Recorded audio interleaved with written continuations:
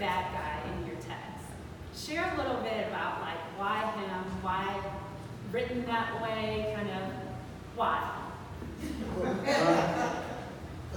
In growing as a writer, initially I attempted to avoid having a bad guy, knowing that all of us have layers, and there's parts of us that are unflattering and parts of us that are flattering. But this guy, his name is Reverend Amos Thigpen. That sound like? And so he personifies my thing about ego-driven leadership, and how sometimes we have community advocates that are it's really about their ego and them being seen than it is about the work. And they go to great extent to silence people who are about the work because it's going to expose them and their ego. And that's a recurring theme in our political landscape, in our community landscape, and that character is in Richmond, Detroit, Emporia, everywhere, right? And so can we put him, we're going to talk about him, we're going to put him out there, and I'm not going to talk bad about him, I'm going to let his actions tell us the story about him. He became the easiest person to write, and in the editing part, I had to edit because I started putting so many layers on him that I had to take some of it off that he remains clear to see. But yeah, he gets on my nerves. So like there's a scene in the book where Richard Gilliam has a press conference. He's the other guy that's stealing the money.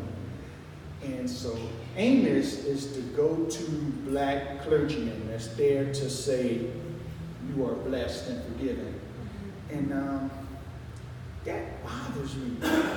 When we see this guy, a person that's committed transgressions against the community, and this same person shows up, he's going to forgive everybody and speak on everybody's behalf. I get on my nerves. So yeah, I put that on Amos. Amos is bad. So you shared that Amos was the easiest character for you to write. Who was the most challenging for you to write? Elaine. Elaine was challenging to write, not because of her, but as a man, as a consumer of fiction, as a dad. There's a tendency for, as a guy, to come in and save the day. I haven't mastered this, I'm still learning, but and with my family, I got a house full of women. Sometimes I just need to listen. I don't need to have an answer. I don't need to have a remedy. I just need to listen. So how can I not let my maleness get in the way of Elaine's story? So the issue wasn't the character. The issue was me.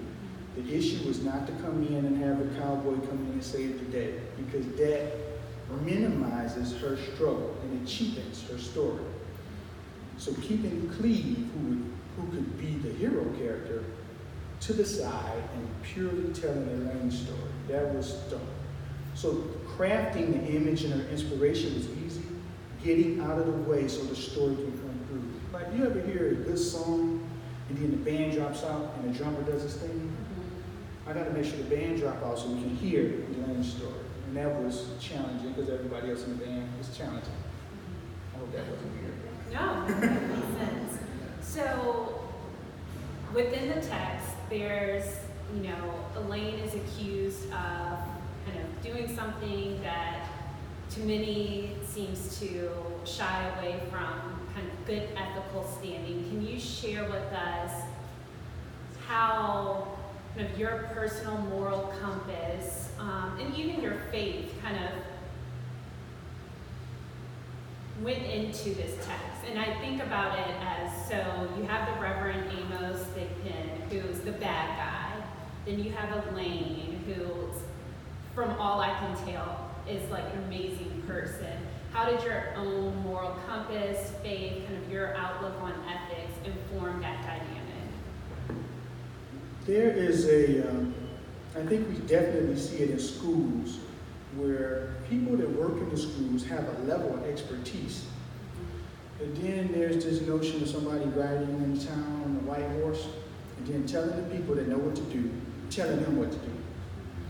And then disregarding all of the expertise. So earlier I mentioned how Elaine's story was a challenge to write, particularly the part when she testifies. But in the testimony that she shared, I wanted to emphasize that as the principal and having been a career educator for 40 years, she's been in school more than everybody that's on the school board. But they're directing her on how to lead the school. And so I emphasize it on their choice to buy computers, which is different than touching the lives of students with an extra teacher. So that, going back to this notion of people whose story is not being told, cannot tell their story and cannot acknowledge, respect the expertise that they have without the savior complex.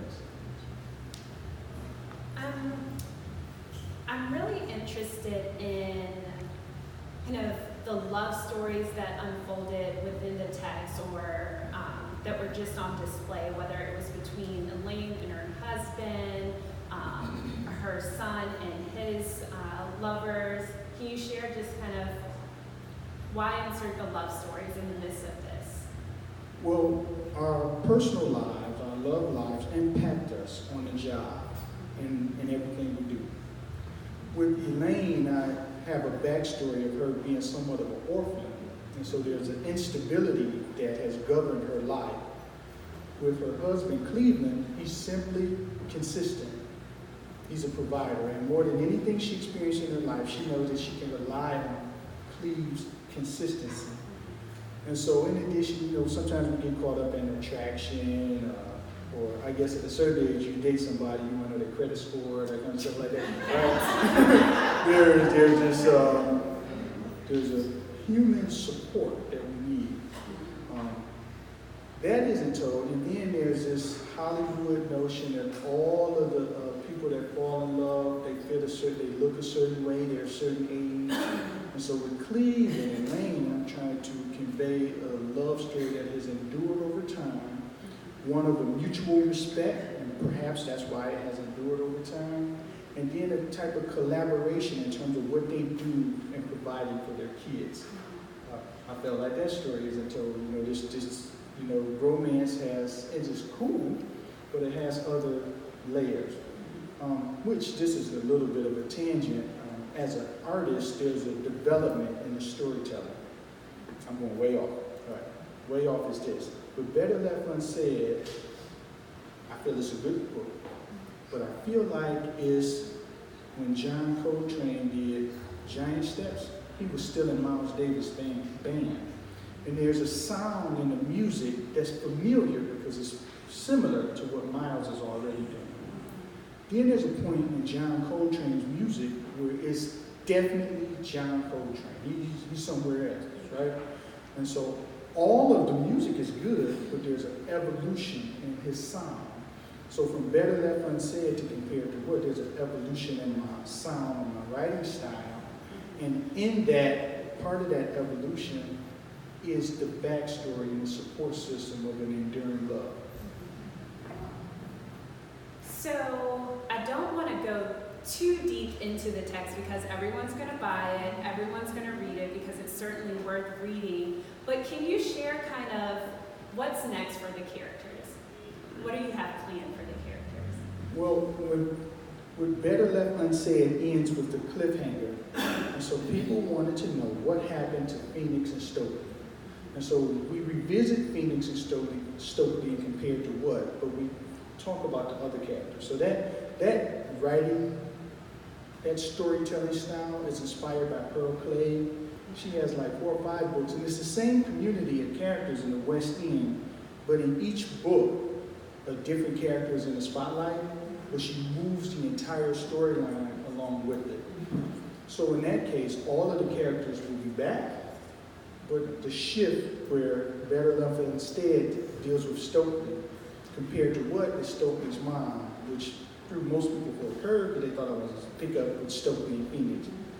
Now I'm going to move into Cleve and Oscar, and so the father-daughter relationships that exist within the subtext in the book, that's going to drive the next story. And this is a question not fully fleshed out because something you just said just sparked this question, but within Compare It to What, you were really interested in telling the stories that often don't get told, specifically Elaine female leader, servant leader, as you pivot to tell the stories of Oscar and Cleve, how do you see yourself approaching that, understanding that typically kind of the male perspective, the male story is one that is often put forward? It's their relationship with their daughters is going to drive the storyline. So I guess in a bit of a spoiler, Oscar is Phoenix's dad, and he was an absentee dad. And you would think that as an absentee father, all of these problems would happen for Phoenix, but she turns out great. Cleve has a relationship with Songhai, his daughter. He's present, he's there, and she ends up in prison. So I'm using these two story types to compare. But in telling those stories indirectly, it will have to talk about the mothers and their role in the daughters.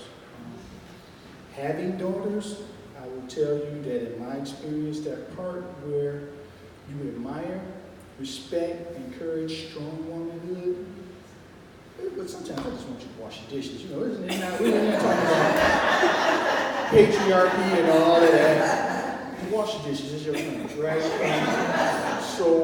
But so not only am I their father, as they grow, I have a role in how they impact the community. So can I give them the space to be who they are, provide a support net without being dominant and containing their voice? So that dilemma that I lived through, I'm going to try to put that in writing with the next story. So you talk about containing voice, kind of, how would you describe your voice as a creative, as an author, as a writer?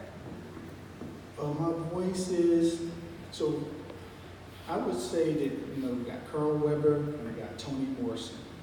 I'm going back to this notion of accessibility. My voice is that readers in both parties could have a middle ground with my voice. Technically, I write in third person omniscient, which is supposed to be very difficult. I think it allows the reader to be there in a way that just having the character as a narrator doesn't, because it becomes limited to one perspective. So that's a testimony to the craft, the art, the creation. So then using the craft skill to tell these stories that are not told, but make them relatable, that kind of shapes my voice. My voice is evolving. So I mentioned John Coltrane earlier, even though I'm more partial to Miles. Miles had a wonderful album, The Birth of Cool. It's landmark in jazz, right? Then he had the audacity to change his style and come with Kind of Blue. Oh wow, that's the greatest album ever made. You don't have to do it again. So then he goes with this electronic sound with In a Silent Way and Bitches Brew. He changes the sound again. And I find that with that as an example, there's an evolution in quality of life that comes with reinvention, but not so much changing from black to white, but evolving as a person. And so my writing style, if you read Assuming Hurts, my first novel, the core values are still there, but as you progress, you can see that I evolved as an artist. Artist in what I say and how I say it.